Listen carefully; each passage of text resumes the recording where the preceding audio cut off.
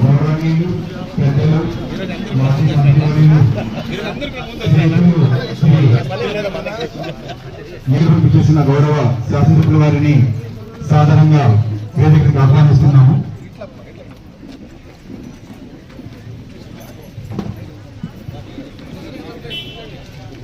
Member వారిని వేదికకు సాధారణంగా ఆహ్వానిస్తున్నాం.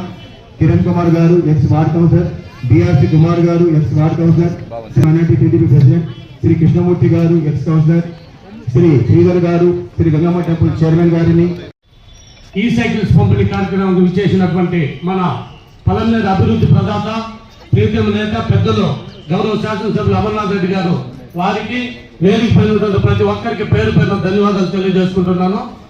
ఈరోజు గత 5 సంవత్సరాల్లో గత ప్రభుత్వంలో అధోగతి పాలైపోయిన ఈ రాష్ట్రాన్ని ఈ 2 సంవత్సరాలు గాడిలో పెట్టడానికే టైం అంతా కూడా సరిపోయింది. ఎందుకంటే మన మంచి ఒక నాయకుడు ఉన్నారు, మనకి పాలనా దర్శకుడు నారా చంద్రబాబు నాయుడు గారు. వాళ్ళు ఈ రోజు ఇన్ని కష్టాలు ఉంటే కూడా అవన్నీ కూడా అధిగమించి ఈ రోజు పెరిగిపోయి అనేక పరిశ్రమలు వస్తున్నాయి.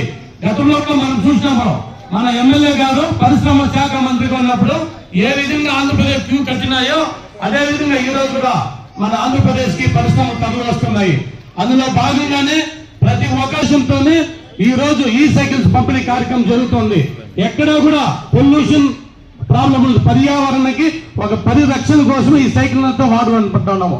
అదేవిధంగా ఆరోగ్యం కానీ శారీరక దృఢం కానీ వాళ్ళంతా కూడా బ్రహ్మాండంగా ఉంటారు.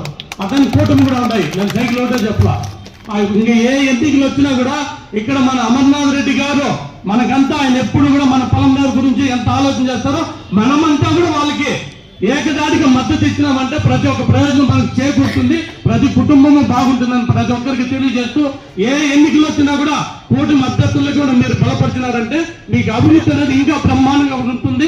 ఇంకా కొన్ని పథకాలు రావాలి, అవన్నీ కూడా మీకు చేరువై ప్రతి కుటుంబము చల్లగా ఆయురారోగ్యాలు అష్టైశ్వర్యం ఉండాలన్నది అక్కడ చంద్రబాబు నాయుడు గారు, ఇక్కడ అమర్నాథ్ రెడ్డి గారి ఒక మంచి ఆలోచన. కాబట్టి మీరంతా కూడా ఆశిస్తారని మీ అందరికీ కృతజ్ఞతలు తెలియజేస్తున్నాను. జై హింద్, జై తెలుగుదేశం, జై అమరనాథ్.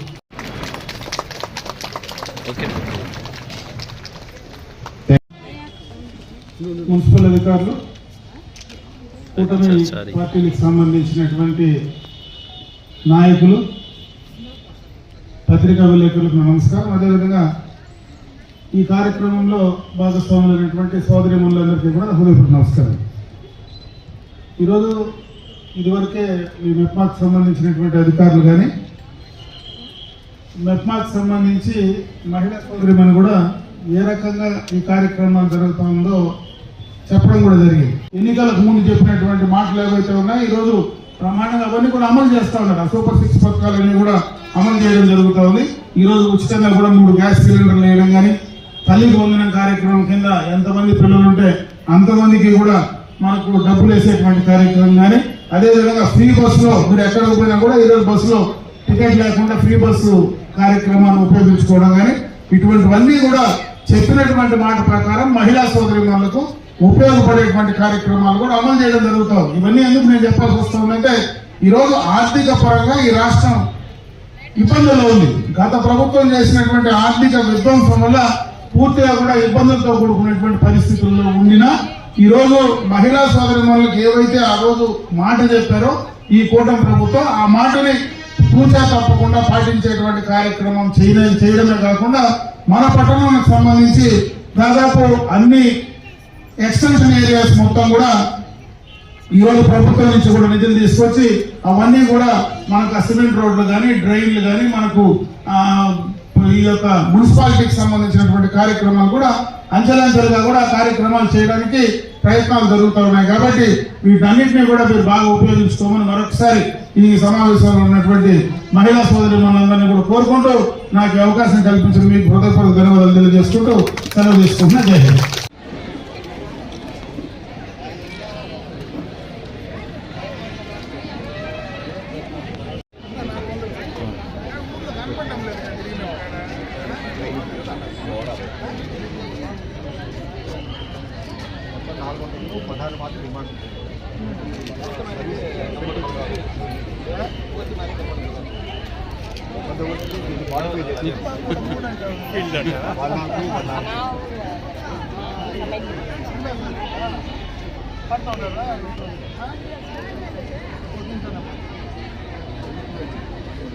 సార్ తక్కువ పడతా